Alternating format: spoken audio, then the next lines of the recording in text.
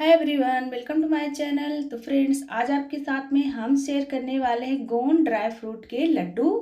बहुत ही ये सेहत के लिए मुफीद होती है और ये बड़े और बच्चों सबके लिए फ़ायदेमंद है और जोड़ों के दर्द के लिए बहुत ही फ़ायदेमंद है। तो चलिए हम इसे देखते हैं क्या क्या इंग्रेडिएंट्स लगने वाले हैं। तो यहाँ पे हमने 50 ग्राम मखाना ले ली है और 300 ग्राम हमने यहाँ पे बादाम लिया है, 250 ग्राम हमने काजू ले ली है और 100 ग्राम यहाँ पे हमने अखरोट लिया है, 50 ग्राम पिस्ता और यहाँ पे हमने ले लिया 100 ग्राम तिल और 80 ग्राम हमने यहाँ पे गोंद ले लिया है। किसी भी किराना शॉप पे इजीली मिल जाती है। 50 ग्राम हमने यहाँ पे नारियल ले लिया जिसे हमने कद्दूकस कर लिया है और 50 ग्राम हमने यहाँ पे अंजीर ली है जिसे हमने छोटे छोटे टुकड़ों में चॉप कर लिया है। 20 ग्राम हमने यहाँ पे फ्लैक्सीड यानी कि अलसी के बीज लिए हैं, 100 ग्राम सनफ्लावर और 100 ग्राम हमने यहाँ पे पम्पकिन सीड्स लिए हैं यानी कि कद्दू के बीज। तो चलिए इसे हम बना लेते हैं। तो यहाँ पे हमने गैस पर एक कढ़ाई ले ली है और अब उसमें हम डालेंगे 2 टेबलस्पून देसी घी और जैसे ही घी गर्म हो जाए हम इसमें डाल देंगे गोंद। तो यहाँ पे हमें गोंद को 2 बार में फ्राई करना है, एक साथ में हमें सारे गोंद को फ्राई नहीं करना है, नहीं तो ये अच्छे से फ्राई नहीं होंगे और लड्डुओं में ये दांतों में चिपकेंगे तो इससे हमारे लड्डू खराब हो सकते हैं। तो इस तरह से इसे हमें फूलने तक के फ्राई कर लेना है 2 बैचेस में। ये देखिए इस तरह से हमें इसे फ्राई करना है और सेकंड बार भी हमें इसे घी ऐड करना है और इसे हमें अच्छे से फ्राई कर लेना है। इस तरह से थोड़े थोड़े हम फ्राई करेंगे तो ये बहुत ही अच्छे से फ्राई हो जाएंगे। तो अब हम इसे निकाल लेते हैं। ये देखिए इस तरह से इसे हमें भून लेना है। ये देखिए हाथों से इस तरह से क्रश करने पे ये एकदम से क्रश हो जाते हैं। तो फिर से यहाँ पे हम कढ़ाई में घी ऐड करेंगे 1 टेबल स्पून और यहाँ पे हम डाल देंगे मखाने और इसे भी हम हल्का सौंधा होने तक के फ्राई कर लेंगे। इसे हमें ज़्यादा फ्राई नहीं करना है, गैस का फ्लेम हमें मीडियम पे ही रखना है। ये भी विटामिन से भरपूर होता है। इसे आप बच्चों को दूध में पका करके दीजिए, बहुत ही सेहत के लिए फ़ायदेमंद है, बड़े भी इसे खा सकते हैं। तो इसे हमने हल्का सा फ्राई कर लिया है और अब हम इसे निकाल लेंगे। तो फिर से यहाँ कढ़ाई में हम 2 चम्मच घी ऐड कर देंगे और जैसे ही घी गर्म हो जाए हम इसमें डाल देंगे काजू, बादाम, पिस्ता और अखरोट। इन चारों चीज़ों को हमें एक साथ में हल्का सा फ्राई कर लेना है, बस कहीं कहीं से ये गोल्डन हो जाए इतना ही इसे हमें फ्राई करना है। ज़्यादा फ्राई बिल्कुल भी नहीं करना है, नहीं तो इसमें के जो सारे पौष्टिक हैं वो निकल जाएंगे। तो इस तरह से हमें बस मीडियम फ्लेम पर इसे हल्का सा फ्राई कर लेना है। ये देखिए इस तरह से हमें इसे फ्राई कर लेना है। ये हल्के हल्के से कहीं कहीं से गोल्डन हो गए हैं, बस इस स्टेज तक ही इसे हमें फ्राई करना है और अब हम इसे निकाल लेंगे। फिर से हम कढ़ाई में 1 टेबलस्पून घी ऐड कर देंगे। जैसे ही घी गर्म हो जाए हम इसमें डाल देंगे सीड्स। तो यहाँ पे हमने सनफ्लावर सीड्स और पंपकिन सीड्स ले ली है, इन दोनों को हमें साथ में भूनना है। उसके बाद में हम इसमें अलसी के बीज भी साथ में भून लेंगे। तो साथ में हमें नहीं डालना है, बस इसे थोड़ा सा भूनने के बाद में अब हम इसमें अलसी के बीज डाल देंगे और इसे भी हम भून लेंगे। साथ में हमें इसे भूनने से अलसी बहुत जल्दी जल जाते हैं, इसीलिए हमें इसे थोड़ा सा ही भूनना है और अब हम इसे निकाल लेंगे।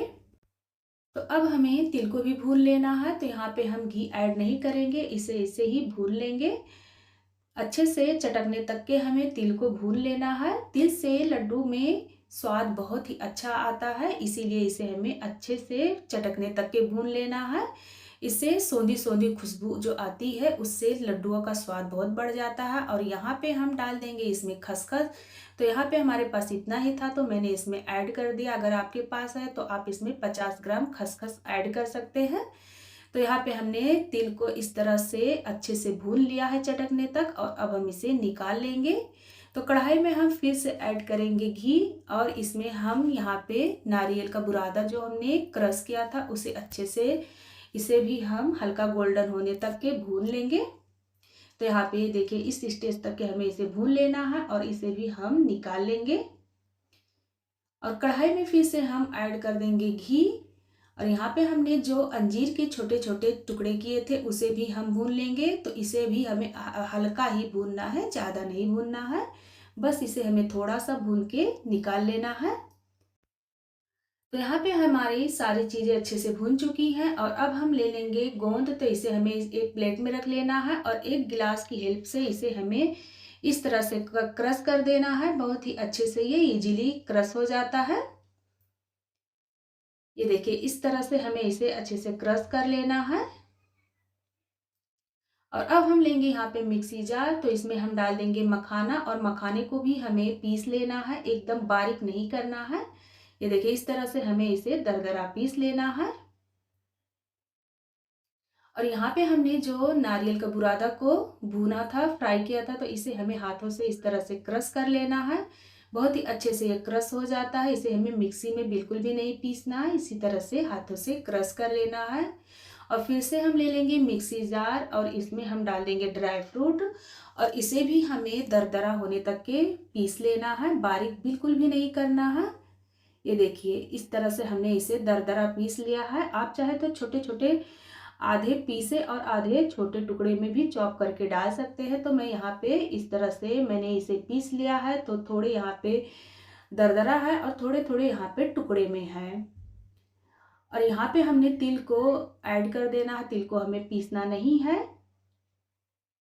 और ये अंजीर जो हमने चॉप की थी, इसे भी इसमें हमें ऐड कर देना है, इसे भी हमें पीसना नहीं है।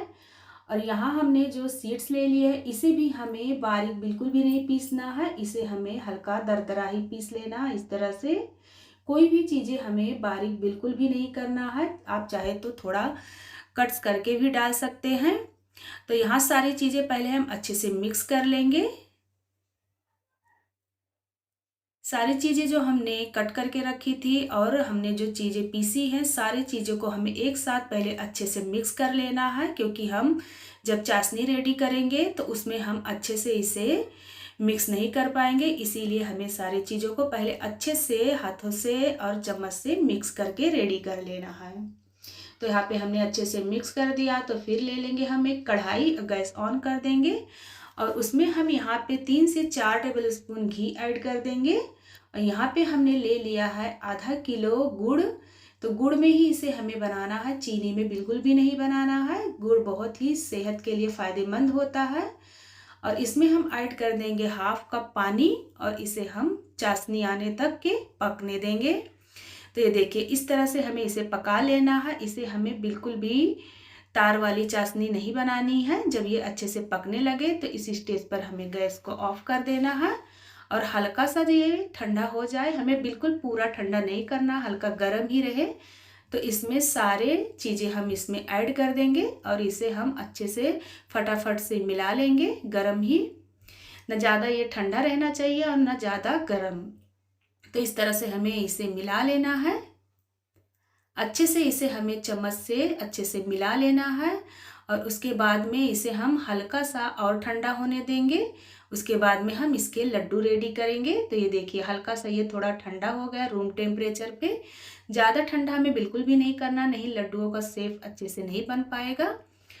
तो अब हम इसमें इसके हम लड्डू बना लेते हैं। तो आप अपने अकॉर्डिंग बड़े या छोटे लड्डू बना सकते हैं। यहाँ पे मैंने मीडियम शेप में लड्डू बना करके रेडी कर लिए हैं। इस तरह से फटाफट से हमें बना लेना है, ठंडा बिल्कुल भी नहीं करना, नहीं तो ये लड्डू बंधेंगे नहीं और बाद में फूट सकते हैं।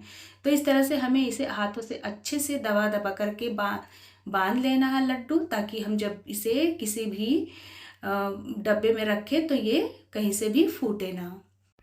तो सर्दियों में ये लड्डू आप ज़रूर बनाएं, अपने बच्चों के लिए बनाएं, बड़ों के लिए बनाएं। ये सेहत के लिए बहुत ही फ़ायदेमंद है, और जोड़ों के लिए तो ये बेहद ही मुफीद है। तो आप इसे 1 महीने तक स्टोर करके रख सकते हैं और खा सकते हैं, ये बिल्कुल भी ख़राब नहीं होंगे। तो इतने सारे लड्डू हमारे बन करके रेडी हो गए हैं। तो आप भी इसी तरह से लड्डू बनाइए, खाइए। और ये रेसिपी आपको पसंद आई हो तो लाइक करें, मेरे चैनल को सब्सक्राइब करें। तो फिर मिलते हैं, बाय बाय।